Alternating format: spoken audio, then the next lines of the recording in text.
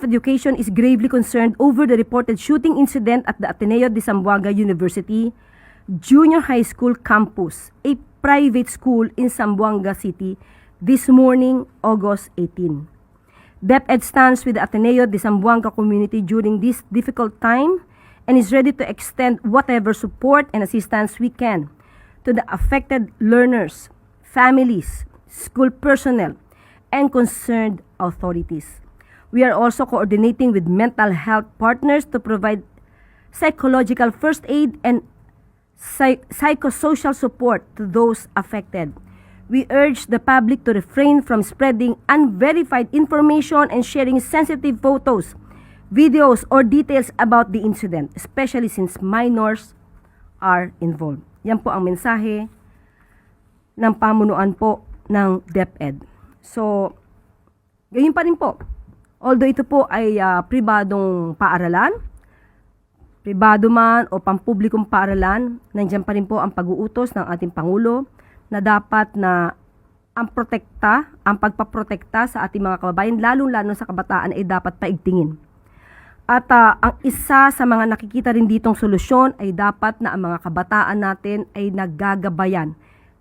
Hindi lamang ng kanilang mga magulang, kung hindi sa kanila mismong paaralan. Minsan na po natin nakita, mismo ang ibang mga guro ay lumalabag sa ganitong klase ng moralidad. Sila minsan na nagtuturo sa kanilang mga estudyante kung papaano maging walang modo, lalong-lalo na sa mga nakakatanda or sa mga ibang tao.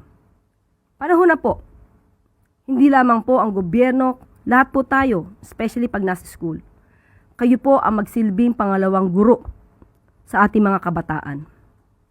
At sana lang ay matupad ang ating kahilingan na maiwasan na rin po sana sa social media ang mga kapwa nating Pilipino nagbabanta ng buhay ng karamihan sa atin kapag hindi sila sumasang-ayon sa opinyon ng iba nating mga kababayan.